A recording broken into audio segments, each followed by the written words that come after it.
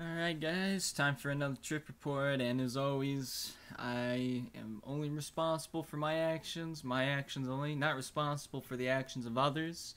I don't advocate anybody who views this video to take any legal or illegal substance. I am making this video simply for the purposes of education and harm reduction only.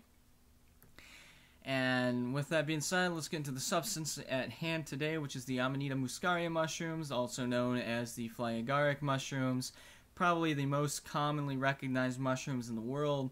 I think they also go by the Mario mushroom, which is basically what they took inspiration from for those mushrooms. And also is believed to possibly be the whole backing for the story of Christmas, Santa Claus, flying reindeer.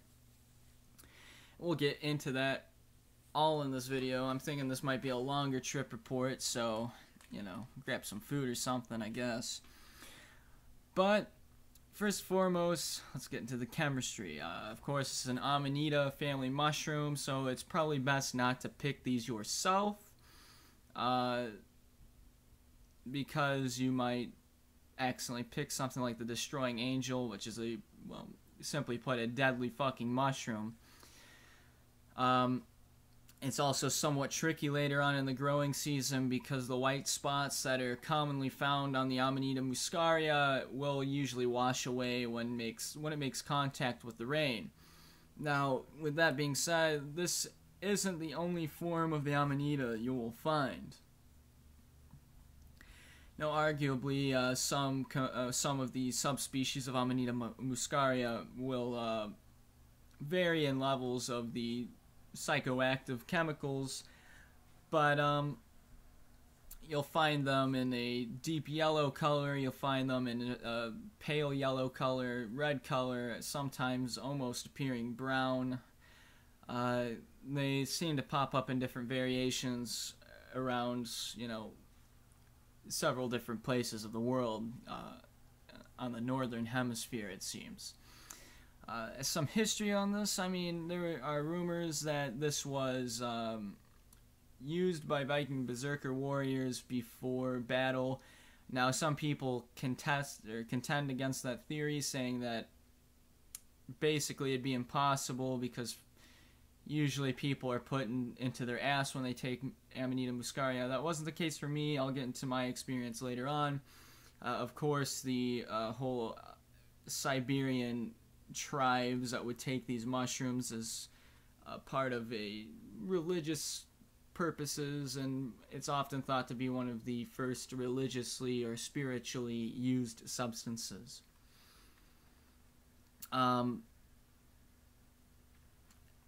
After a while, they'd drink the urine of the reindeer that would eat these mushrooms, and they found it to be more potent because the ibotenic acid had still been in there.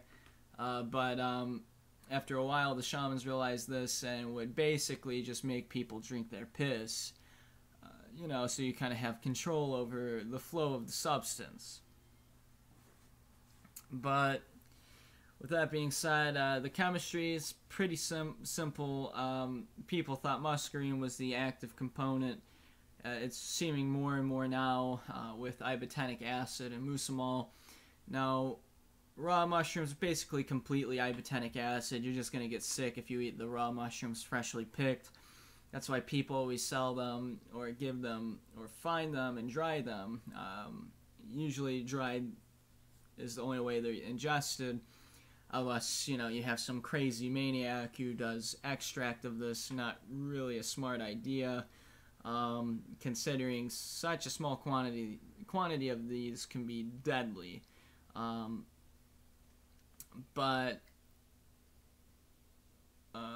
Yeah, anyways.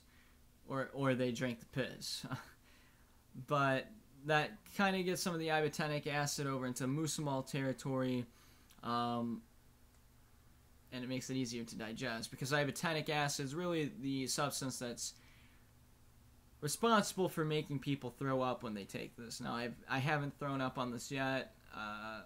I've only done it once, though, and it was a very light dose. I did feel a little sharp sensation in my, throat here.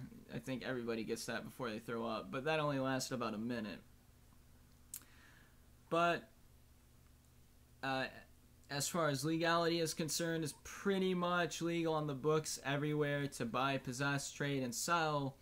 The only place where it's technically illegal to take the substance, as far as I know, is the state of Louisiana, where basically they have the strictest definition of what constitutes a psychoactive substance. I'm surprised at this point things like alcohol and caffeine aren't outlawed in Louisiana. But with that being said, it's still illegal to buy, possess, or trade these mushroom caps. It just cannot be for the expressed purpose of ingestion. So let's talk about the effects. The first thing I noticed was a slowing of time. Now, that first 30 minutes when you're peaking, or the onset at least, seems to be pretty slow. You constantly are checking time just to see, like, oh, has it been 30 minutes yet? No? Okay. But as you start to progress, I noticed my image started to get blurrier, or my vision rather, and I always seem to have this weird haze of fog going over me. It looked like I was looking through smoke. Now, I did this with a friend, and I kept asking, like, did you just vape or something? Because there's, like, smoke in front of you. And he's like, no. And he's sort of a bigger guy, so it wasn't hitting him until he took two. I only took one cap. But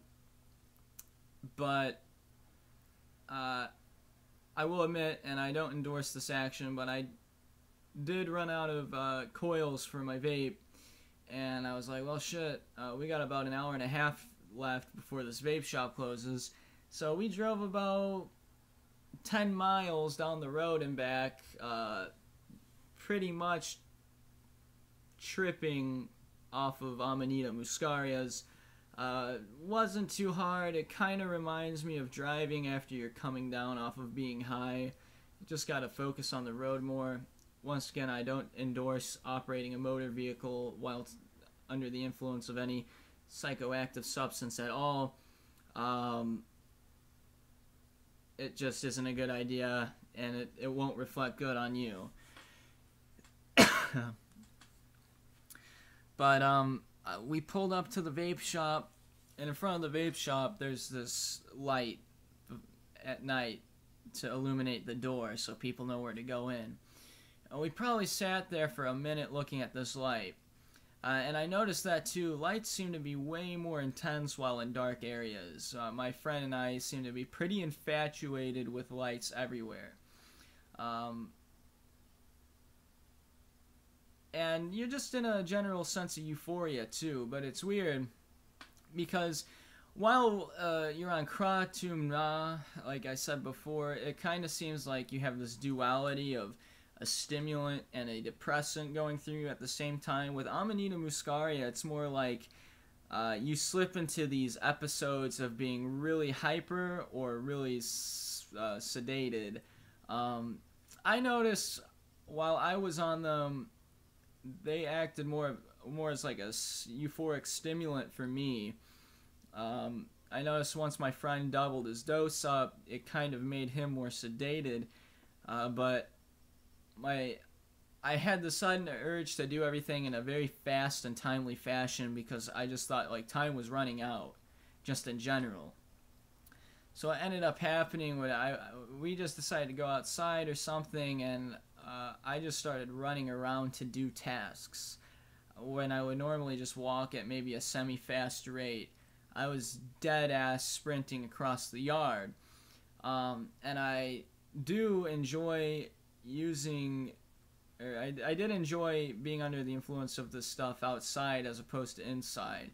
I don't know, I just felt I was connected with more things when I was outside. I guess I kind of imagined in my head, like, this probably would be what it's like to be a Viking berserker on the stuff. So I have a counter argument against those people who say, like, oh, it will put you on your ass. I mean, yeah, briefly, but at the same time, it's like, I was pretty much hyper that entire time with a sense of euphoria. Uh, and the sensation of movement felt good as well. I felt heavy, but not like, oh shit, I don't know if I'm going to be able to walk heavy. It just felt like a minor touch of just something I noticed. But I think it's possible. Now, as for mixing it in with ale, I've heard that story too with Viking Berserkers. I don't know if that's true.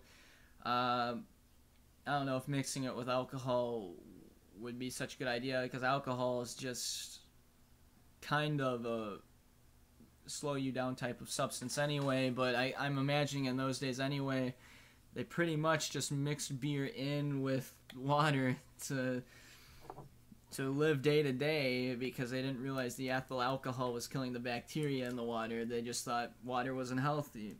But who can blame them with that primitive type of technology? But I'm not gonna say I had any like grand poobah moments where I was like one with the universe, because these mushrooms aren't really like that. They're not super psychedelic. The best way I would describe it would be like being heavily caffeinated while also being also coming down on marijuana, but also having maybe a beer or two or a couple shots, honestly, because that's what it feels like at first. I felt buzzed, but it was like I had maybe a lot of hard liquor in a short amount of time, but not to the... It's not like when you actually do hard liquor... Sorry, I'm just filling up my tank. When you're actually doing hard liquor and like you can't operate, you can't move without falling on your ass. Like, if anything, it makes you more aware, like hyper aware of your surroundings. So yeah, this is probably one of the best substances I've ever taken. As for the dreams too, because people keep saying stuff about dreams. I didn't really notice any dreams. I didn't really actually remember any dreams that I had. I don't know if I just fell asleep too late. Maybe the effects had completely vanished at that point. I do remember pieces of dreams, like something about someone bought a new car, but nothing really sticking out in my head. Other people keep saying like, oh yeah, I had this weird dream where I was just like in a castle somewhere and fighting people. Like, that's the caliber of things people will tell you that they dreamed. I honestly didn't dream anything like that, and nothing stuck out in my mind. So unfortunately, that wasn't the case. Maybe I just have to get more of an intense, more muscle heavy mushroom. I didn't get the most potent, because I'm just not a retard who tries to do heroic doses when he finds something new. But I am happy I did this, because it is a substance I've been wanting to do since I was probably 16. So yeah, I really enjoyed it, and it was probably one of the best things, probably top 3 things I've ever done, psychoactive speaking. Beats marijuana, but then again, a lot of things beat marijuana. It's not the best thing in my opinion. Anyways, yeah, that's all. Until next time.